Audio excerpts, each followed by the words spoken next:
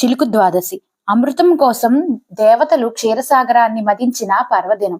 క్షీరాబ్ది ద్వాదశికి పావన ద్వాదశి, చిలుకు ద్వాదశి, యోగీశ్వర ద్వాదశి అనే పేర్లు ఉన్నాయి.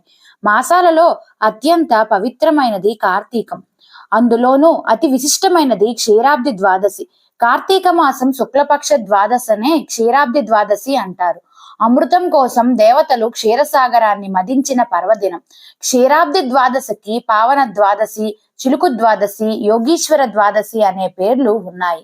పుణ్యప్రదమైనది కాబట్టి పావన ద్వాదశి అని, ఈ శుభదినాన్నే క్షీరసాగరాన్ని చిలికారు కాబట్టి చిలుకు ద్వాదశి అని, యోగులు మునులు తమ ఉపవాస దీక్షను విరమించే పవిత్ర తిథి కాబట్టి యోగీశ్వర ద్వాదశిగాను ప్రాచుర్యం పొందింది. ఆషాఢ శుద్ధ ఏకాదశి నాడు యోగ నిద్రకు ఉపక్రమించిన శ్రీ మహావిష్ణువు కార్తీక శుద్ధ ఏకాదశి నాడు మేల్కొంటాడు.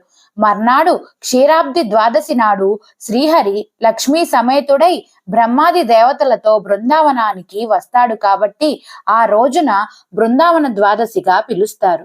ఈ రోజు అన్నదానం చేస్తే సూర్యగ్రహణ సమయంలో పవిత్ర గంగా నదీ తీరాన కాశీ క్షేత్రంలో 1,00,00,000 మందికి అన్నదానం చేసినంత పుణ్యఫలం లభిస్తుందని పురాణాలలో చెప్పబడింది. పాల సముద్రం నుంచి సకల సిరులతో ఆవిర్భవించిన లక్ష్మీదేవిని శ్రీహరి పరిణయము ఆడిన సుపతిది. ఈ కారణంగానే క్షీరాబ్ది ద్వాదశి సాయంత్రం ముత్తైదువులు లక్ష్మీదేవిని భక్తి శ్రద్ధలతో పూజించి శ్రీ మహావిష్ణువు లక్ష్మీదేవికి వివాహం జరిపిస్తారు. తులసిని శ్రీలక్ష్మిగాను, ఉసిరి చెట్టును శ్రీమన్నారాయణునిగాను భావించి వివాహం జరిపించి పునీతులవుతారు. సాయంత్రం దీపాలతో అలంకరిస్తారు. సంవత్సరంలో ఏ రోజైనా దీపారాధన చేయకపోతే వచ్చే దోషం ఈ రోజు దీపారాధన చేయటం వల్ల పరిహారం అవుతుంది. క్షీరాబ్ది ద్వాదశి మహత్యాన్ని భాగవతంలోని అంబరీషుని కథ తెలియజేస్తుంది. భక్తి సామర్థ్యాలతో పాలిస్తూ సిరి సంపదలకు ఏమాత్రం పొంగిపోక కేవలం విష్ణు పాదచరణమే శాశ్వతమని భావించే అంబరీష చక్రవర్తి ద్వాదశ వ్రతాన్ని అత్యంత నియమనిష్ఠులతో ఆచరించాడు. కాళింది నదిలో పుణ్యస్నానం చేసి మధువనంలో శ్రీహరికి అభిషేకాన్ని నిర్వహించి మహాన్వితమైన 6 కోట్ల వేల పాడి గోవులను బ్రాహ్మణులకు దానం చేశాడు. బ్రాహ్మణులకు మృష్టాన్న భోజనం పెట్టించి తాను కూడా వ్రతదీక్షను సంపన్నం చేసి భోజనానికి సిద్ధపడుతూ ఉండగా దుర్వాస మహాముని ఆ ప్రాంతానికి విచ్చేశాడు. దివ్యమైన ఆ సమయంలో దుర్వాసుని రాకను పవిత్రంగా భావించిన అంబరీషుడు ఆయనను తన ఆతిథ్యం స్వీకరించమని అర్థించాడు. అందుకు దుర్వాసుడు తాను కాళిందిలో స్నానం చేసి వస్తానని చెప్పి శిష్య బృందంతో సహా వెళతాడు. నదిలో స్నానం చేస్తూ పరావస్యంతో దుర్వాసుడు పరధ్యానంలోకి వెళ్ళిపోయాడు.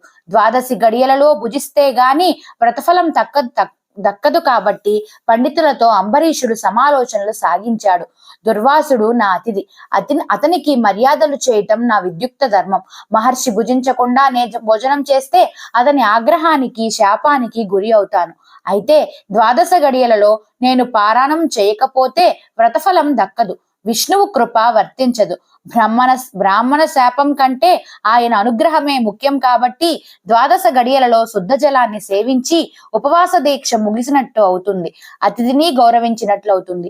ఒకవేళ అప్పటికీ ఆయన ఆగ్రహించి శపిస్తే అది పూర్వజన్మల ఫలంగా భావించి భరిస్తానని తన మనసులో శ్రీహరిని త్రికరణ శుద్ధిగా ధ్యానించి కేవలం జలాన్ని సేవించి మునిరాక కోసం ఎదురు చూస్తున్నాడు. ఇంతలో నదీ స్నానం ముగించి వచ్చిన దుర్వాసుడు జరిగింది దివ్య దృష్టితో గ్రహించి రాజు చేసింది మహాపరాధంగా భావించాడు. తనకు ఘోరమైన అవమానం జరిగిందని కోపాద్రిక్తుడై జటాజూటం నుంచి ఒక కృత్యను సృష్టించి అతనిపై ప్రయోగించాడు. ఈ పరిణామానికి భయపడిన అంబరీషుడు శ్రీ మహావిష్ణువుకు శరణు కోరాడు. భగవత్సులుడైన శ్రీహరి రాక్షసులకు మృత్యు సూచకమైన ధూమకేతువు, ధర్మసేతువు అయిన తన సుదర్శన చక్రాన్ని ఆ కృత్యపై ప్రయోగించాడు. ఆ సుదర్శన చక్రం క్షణాల్లో దుర్వాసుడు సృష్టించిన కృత్యను దహించి దురహంకారమైన దుర్వాసుని వెంబడించింది. సుదర్శన చక్ర జ్వాలల నుండి దుర్వాసుని రక్షించడం ఎవరి తరం కాలేదు. తనను రక్షించమని బ్రహ్మని దుర్వాసుడు ప్రార్థించగా దుర్దాంత మహాదురితాలను మద్దించే సుదర్శన చక్రం నుంచి రక్షించబడాలంటే కేవలం విష్ణుమూర్తికే సాధ్యమని, ఆయననే శరణు వేరడం మంచిదని విధాత సూచించాడు. దీంతో విష్ణువు చెంతకు చేరి దుర్వాసుడు తన అపరాధాన్ని మన్నించమని రక్షించమని వేడుకున్నాడు.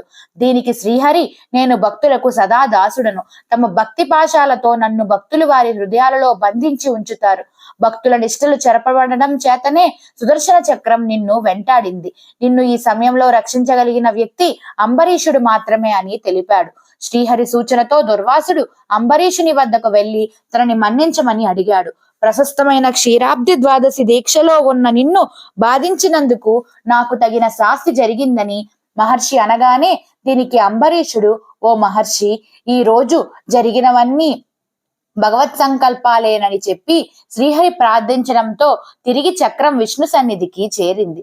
అంబరీషుని ఆతిథ్యానికి సంతుష్టుడైన దుర్వాసుడు, ఈ రోజు లోకాలన్నింటికీ నీ భక్తి గొప్పదనం ఘనమైన రీతిలో వెల్లడైంది. క్షీరాబ్ది ద్వాదశి పుణ్యతిథి రోజు నీ కథాశ్రావణం చేసిన వారు ద్వాదశ పుణ్యాన్ని, విష్ణు సాయుధ్యాన్ని పొందుతారని అనుగ్రహించాడు. ఈ రోజున తులసిని పూజించాలి. తులసి కోట ముందు 5 పద్మాలు వేసి దానిపై దీపాలు వెలిగించి తులసిని లక్ష్మీనారాయణ సమేతంగా పూజించాలి.